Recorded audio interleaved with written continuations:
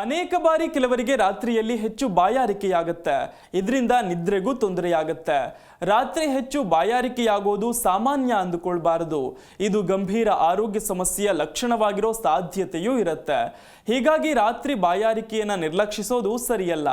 ರಾತ್ರಿ ಮತ್ತೆ ಮತ್ತೆ ಬಾಯಾರಿಕೆಯಾಗೋದರ ಹಿಂದೆ ಹಲವು ಕಾರಣಗಳಿರ್ತವೆ. ಆ ಕುರಿತ ವಿವರ ಇಲ್ಲಿದೆ.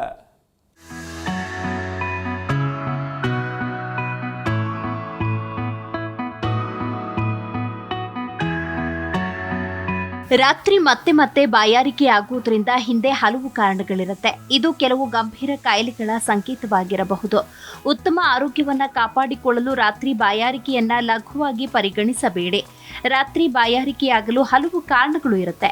ಅವು ಯಾವುವು, ಅದಕ್ಕೆ ಪರಿಹಾರ ಏನು ಅನ್ನೋ ಮಾಹಿತಿ ಇಲ್ಲಿದೆ.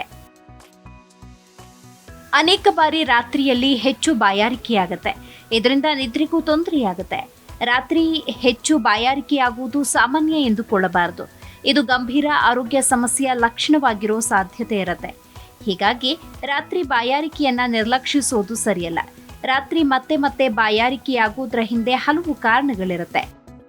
ಮಧುಮೇಹ ರಾತ್ರಿಯಲ್ಲಿ ಹೆಚ್ಚು ಬಾಯಾರಿಕೆ ಅನುಭವಿಸಲು ಸಾಮಾನ್ಯ ಕಾರಣ ಅಂದ್ರೆ ಮಧುಮೇಹ. ದೇಹದಲ್ಲಿ ಸಕ್ಕರೆಯ ಮಟ್ಟ ಹೆಚ್ಚಾದಾಗ ಮೂತ್ರಪಿಂಡವು ಅದನ್ನ ಹೊರಹಾಕಲು ಪ್ರಯತ್ನಿಸುತ್ತೆ. ಇದು ದೇಹದಲ್ಲಿ ನೀರಿನ ಕೊರತೆಯನ್ನ ಉಂಟು ಮಾಡುತ್ತೆ ಮತ್ತು ಬಾಯಾರಿಕೆಯನ್ನ ಹೆಚ್ಚಿಸುತ್ತೆ. ನಿರ್ಜಲೀಕರಣ ದಿನವಿಡೀ ಸಾಕಷ್ಟು ನೀರು ಕುಡಿಯದಿದ್ರೆ ರಾತ್ರಿಯಲ್ಲಿ ದೇಹವು ಹೆಚ್ಚು ನೀರಿನ ಅಗತ್ಯವನ್ನ ಅನುಭವಿಸಬಹುದು. ರಾತ್ರಿಯಲ್ಲಿ ಇದು ಆಗಾಗ್ಗೆ ಬಾಯಾರಿಕೆಗೆ ಕಾರಣವಾಗಬಹುದು. ದಿನಕ್ಕೆ ಕನಿಷ್ಠ 8 ರಿಂದ 10 ಗ್ಲಾಸ್ ನೀರು ಕುಡಿಯೋದು ಮುಖ್ಯ. ನಿದ್ರೆಯ ತೊಂದರೆ ನಿದ್ರಾ ಸಮಸ್ಯೆಗಳು ರಾತ್ರಿಯಲ್ಲಿ ಬಾಯಾರಿಕೆಗೆ ಕಾರಣವಾಗುತ್ತೆ. ಉಸಿರಾಟದ ತೊಂದರೆ ಉಂಟು ಮಾಡುವ ಸ್ಲೀಪ್ ಅಪ್ನಿಯಾದಿಂದ ಬಾಯಿ ಒಣಗುವುದು ಹೆಚ್ಚಿನ ಬಾಯಾರಿಕೆಗೆ ಕಾರಣವಾಗುತ್ತೆ. ಈ ಸಮಸ್ಯೆ ಆದಾಗ ನಿದ್ರೆಯ ಸಮಯದಲ್ಲಿ ಉಸಿರಾಟದ ತೊಂದರೆ ಉಂಟಾಗುತ್ತೆ.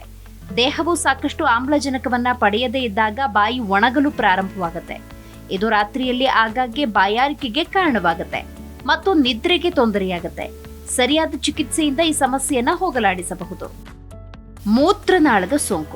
ಮೂತ್ರನಾಳದ ಸೋಂಕು ರಾತ್ರಿಯಲ್ಲಿ ಹೆಚ್ಚು ಬಾಯಾರಿಕೆಗೆ ಕಾರಣವಾಗಬಹುದು. ಆಗಾಗ್ಗೆ ಮೂತ್ರ ವಿಸರ್ಜನೆ ಮತ್ತು ಹೆಚ್ಚಿದ ಬಾಯಾರಿಕೆ ಈ ಸೋಂಕಿನ ಸಾಮಾನ್ಯ ಲಕ್ಷಣಗಳಾಗಿದೆ. ಮೂತ್ರನಾಳದಲ್ಲಿ ಬ್ಯಾಕ್ಟೀರಿಯಾವು ಮೂತ್ರದ ಪ್ರದೇಶದಲ್ಲಿ ಸೋಂಕನ್ನು ಹರಡುತ್ತೆ. ಇದು ಆಗಾಗ್ಗೆ ಮೂತ್ರ ವಿಸರ್ಜನೆ ಮತ್ತು ದೇಹದಲ್ಲಿ ನೀರಿನ ಕೊರತೆಯನ್ನ ಉಂಟು ಮಾಡುತ್ತೆ. ರಾತ್ರಿಯಲ್ಲಿ ಇದು ಬಾಯಾರಿಕೆಯನ್ನ ಹೆಚ್ಚಿಸುತ್ತೆ. ಈ ಸಮಸ್ಯೆಯನ್ನ ನಿರ್ಲಕ್ಷಿಸಬೇಡಿ ಮತ್ತು ಸರಿಯಾದ ಸಮಯದಲ್ಲಿ ವೈದ್ಯರನ್ನ ಸಂಪರ್ಕಿಸಿ. ಇದರಿಂದ ಸರಿಯಾದ ಚಿಕಿತ್ಸೆಯನ್ನ ಮಾಡಬಹುದು. ಔಷಧಗಳ ಪರಿಣಾಮ ಕೆಲವು ಔಷಧಗಳು ಸಹ ಬಾಯಾರಿಕೆಯನ್ನ ಹೆಚ್ಚಿಸಬಹುದು. ಅಂತಹ ಔಷಧವನ್ನ ತೆಗೆದುಕೊಳ್ಳುತ್ತಿದ್ರೆ ವೈದ್ಯರನ್ನ ಸಂಪರ್ಕ ಮಾಡಿ. ಇನ್ನು ಈ ಸಮಸ್ಯೆಗೇನು ಪರಿಹಾರ ಅಂತ ಕೇಳಿದ್ರೆ, ರಾತ್ರಿಯಲ್ಲಿ ಬಾಯಾರಿಕೆಯಾಗದಂತೆ ತಡೆಯಲು ದಿನವಿಡೀ ಸಾಕಷ್ಟು ನೀರು ಕುಡಿಯಿರಿ. ನಿರಂತರವಾಗಿ ಬಾಯಾರಿಕೆಯನ್ನ ಅನುಭವಿಸ್ತಾ ಇದ್ರೆ ಖಂಡಿತವಾಗಿಯೂ ರಕ್ತದಲ್ಲಿನ ಸಕ್ಕರೆಯ ಮಟ್ಟವನ್ನ ಪರೀಕ್ಷಿಸಿ. ಉತ್ತಮ ನಿದ್ರೆ ಮಾಡಿ. ನಿದ್ರಾ ಸಮಸ್ಯೆ ಕಂಡು ಬಂದ್ರೆ ವೈದ್ಯರನ್ನ ಸಂಪರ್ಕಿಸಿ. ಸರಿಯಾದ ಮತ್ತು ಸಮತೋಲಿತ ಆಹಾರ ಸೇವಿಸಿ. ಸಾಕಷ್ಟು ಹಣ್ಣುಗಳು ಮತ್ತು ತರಕಾರಿಗಳನ್ನ ಇದು ಒಳಗೊಂಡಿರಲಿ. ಬಾಯಾರಿಕೆಯ ಸಮಸ್ಯೆ ಮುಂದುವರೆದ್ರೆ ವೈದ್ಯರನ್ನ ಸಂಪರ್ಕಿಸಿ ಮತ್ತು ಸಂಪೂರ್ಣ ತಪಾಸಣೆ ಮಾಡಿಸಿ. Desk bureau, G Kannada news.